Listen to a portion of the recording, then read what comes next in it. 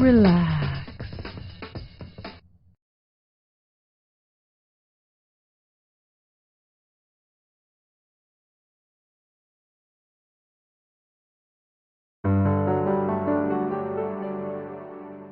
What it is, the Temple of Wisdom. How it works? You're going to find a very sacred place, a sanctuary that is your personal temple of wisdom. In that sanctuary, there is a guru or a wise sage who knows you better than you know yourself.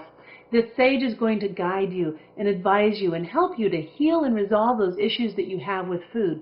The results? You're going to discover that there are some things in your inner mind, some issues you didn't know you have that are below your conscious awareness. When you are guided to heal and resolve those issues, you're going to feel a sense of freedom and a wonderful spiritual awakening. So, let's find enlightenment. Make it happen. Imagine a temple, a beautiful temple in your mind. As you get closer to this temple, you realize that it has great wisdom. There is wisdom of the ages, wisdom that is held deep in your subconscious mind, wisdom that is held in your spiritual mind. And as you enter this temple, you have a feeling of serenity, a feeling of peace, like your home. You meet inside of this temple a very wise person who will guide you. This person will be your sage. This sage knows more about you than you know about yourself. You'll find answers to your spiritual questions. You'll find help along your emotional journey. You'll be able to heal, resolve conflicts, and enlighten your spirit. Hi. There is great wisdom to be found in your Temple of Wisdom. On your journey, you're going to meet a very wise sage, someone who's going to guide you, advise you, help you to understand your spiritual issues that have to do with weight, your emotional conflicts that are holding you back, perhaps even help you to heal relationships from the past that are affecting you now. There are many emotional issues that are still buried deep in your subconscious mind that have to do with your ability to be healthy, lean, thin, or to stay overweight and unhealthy. One of the issues may be about protection. Some people have to protect themselves. Perhaps you've had emotional issues in the past that caused you hurt or harm. If you were abused sexually or physically, you may be using weight unconsciously now to protect yourself, to create a shield or a barrier against more abuse.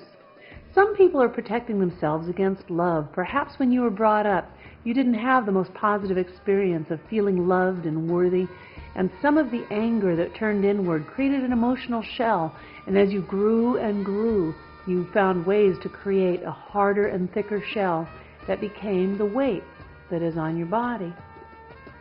You may be holding emotional anger at a parent. Perhaps you had a mother who was obsessed about her weight, who was constantly worried about how much she exercised or what she ate, and perhaps some of her obsession was transferred to you, and then when you were a child, you made a decision that said, when I grow up, I'm going to eat anything that I want. One woman that I worked with had a past life issue that had to do with weight. Now, you may not know a lot about past lives, or you may already have explored your past lives, but many people find that a past life journey helps uncover issues.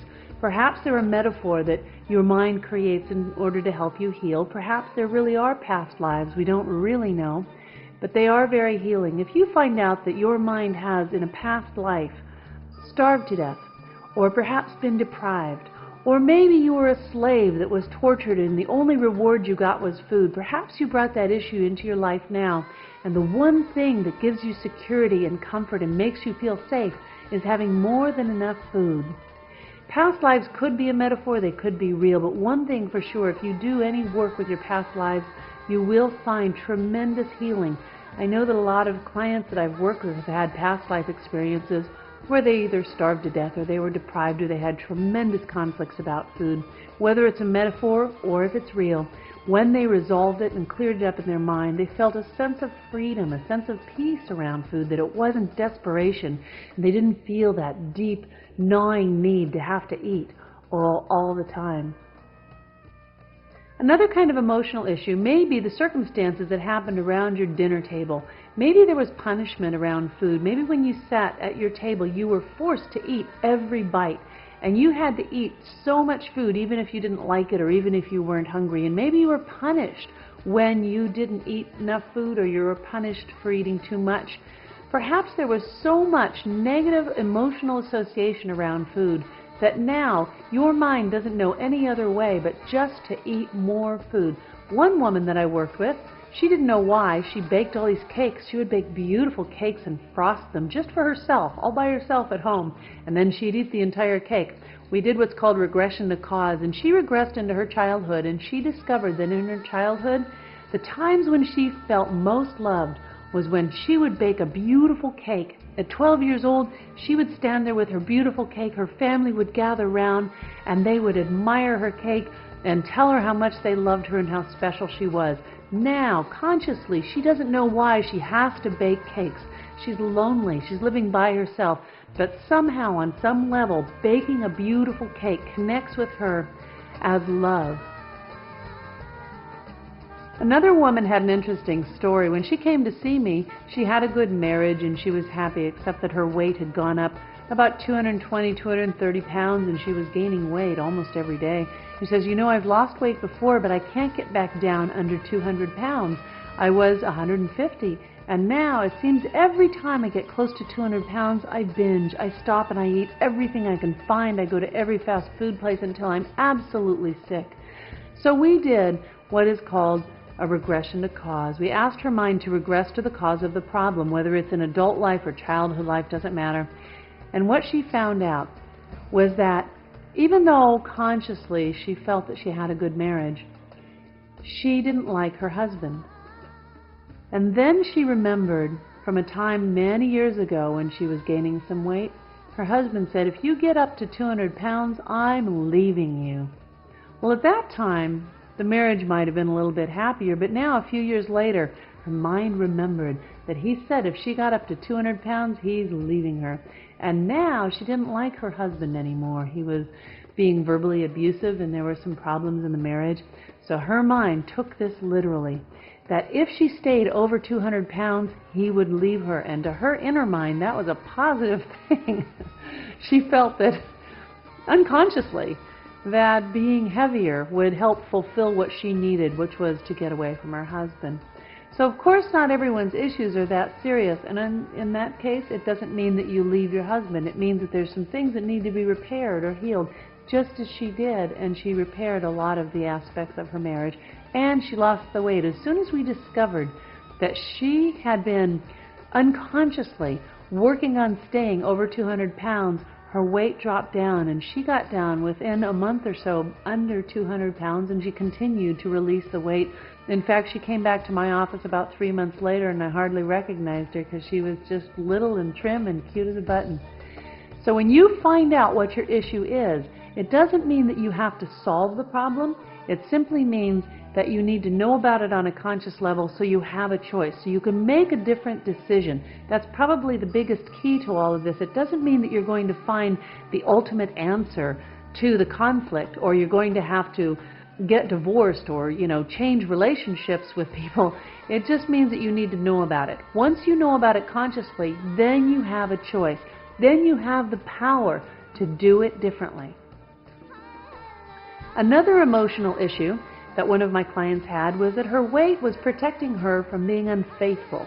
She found out by doing this regression that if she were to be lean and thin and feel kind of sexy, that she actually might go out of her marriage to go find attention, and if she got attention from men, she was afraid that she would stray from her husband. So the weight protected her in kind of an unusual way to keep her faithful to her husband because she knew she wouldn't get attention from other men. Another woman found out that her weight was actually an issue of making her more powerful. She was very short, and so in her career world, she needed more power and more stature and more size, and her mind told her that the weight gave her more confidence and more power, and that she felt more important because she took up more space in the room. If you've had any sexual abuse in your past, it makes a lot of sense that having extra weight will prevent anyone from abusing you sexually. If you have ever had anything traumatic physical happen, such as a rape or molest that happened in your life, very often your mind will make a decision that the one way to prevent that from ever happening again is to be unattractive, heavy, too fat, or to build up that shell that's going to protect you. So your weight has more issues than you could imagine. You want to find out what those issues are and resolve them and heal them. So there's two things that you're going to do. One of them is Wisdom Light. The Wisdom Light journey will take you on a very personal and very unique journey to find out what those issues are, to help you see them in a higher light, to help you find some enlightenment, make some sense out of what it is you're going through with your weight issue. The next thing you're going to do is the Temple of Wisdom. And in the Temple of Wisdom, you're going to be able to resolve some very deep conflicts. You're going to meet a wise sage who's going to guide you. Now, this wise sage in the temple knows more about you than you know about yourself. This sage knows about all the events that have happened in your life, everything you've ever done, every relationship, all of them, just most minute details, your core issues, all of the emotions that are unresolved from those relationships and those issues. When you meet the sage, and you ask the sage the question, what is it that I need to do? What do I need to look at? What do I need to heal in order to resolve my issues with food and with weight? You're going to get an answer that may surprise you, and it'll probably enlighten you, because a lot of these issues, we can't be aware of them on a conscious level. If we were aware of them, we wouldn't have them. They are issues that are a combination of so many emotional events that you've experienced over the years, and by turning it over to this wise sage, you are turning over your need to analyze it, your need to figure it out, your need to know. You're giving that to the sage, and you ask the question what it is that you need to do. And the sage tells you, well, this relationship, you're still holding on to anger, and that anger is affecting your issues with food. Or that sage may tell you that there's a self-love issue that needs to be healed, and you may ask that sage, how do I do that? What is the best way for me to heal that issue with worthiness or with finding love? So there's many different issues that you're going to discover. Every time you go to your Temple of Wisdom, you're going to have a different question and a different response. This is probably one of the most important things you're going to do in this program, is to continue to visit your Temple of Wisdom, possibly every week if you'd like to. Pick a certain day that's really good for you to feel some enlightenment or to be open to some new possibilities, and visit your Temple of Wisdom. Visit the sage. Ask what's next. What do I need to know next on my journey? What would most benefit me now to resolve or to heal?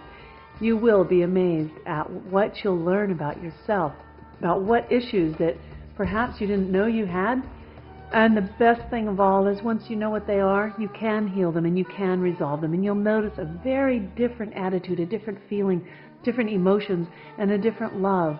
You will know that some of your issues with food are definitely resolved on a spiritual level. So on your spiritual journey, keep your mind and your heart very open to learning something new about yourself. It is a beautiful way to heal issues, to find out what's really happening inside of yourself. There is such strength in healing those issues so that you have the freedom to make the kind of choices with strength and clarity that you know that you want to make now. Today, listen to your Temple of Wisdom. Find out from your sage what it is that is the inner conflict, the subconscious programming, the thing from the past that hasn't been resolved. And before you do that session, you may want to have a pencil and paper handy so that as soon as you open your eyes at the end of the session, you can write down what those things are that were holding you back. Put it in your journal, because there's an amazing amount of growth that happens when you write about those emotional issues. You no longer own them. They're not stored here. They're now on paper, and your mind sees them in a different way. It's something that's outside of yourself. And there's something about disassociating from those issues that allows you to have maybe a greater wisdom or a greater insight when you're not holding them in here. After you've listened to the Temple of Wisdom and you've gotten the advice from the sage, do what is asked of you. Really make some effort to do exactly what's asked. If the sage says, I'd like you to write a letter to your mother. Well, maybe your mother passed away years ago and there's something that's unresolved that you weren't aware of. And the sage says, write a letter to your mother. Tell her how you feel about this. And that's going to help you heal. Now, the next time you listen to this, if it's going to be the next day or even the next week. You want to ask the sage if there's anything else you need to completely resolve this issue and have the best possible enlightenment about healing the emotional issue. Now, the other thing you can do is listen to the Wisdom Light session. You can listen to that before you go to bed in the morning, or an even better time is when you first wake up. When you wake up in the morning is a really wonderful time to listen to Wisdom Light, because it takes you on this journey that is about creating the best possible experience and the best possible enlightenment about how you're going to go through your day with regards to food and weight and how much you give your body the nourishment that it actually needs. So really give yourself a chance to heal. The self-love, the self-worth, and the value that you have has so much to do with you overcoming those issues you had with weight. It will be so much different once you have healed, once you have resolved, and once you know that you are lovable without the food, without the conflict, and without having to struggle with your weight every day. So enjoy your spiritual journey. It is probably the biggest and most rewarding thing you'll do in this entire program.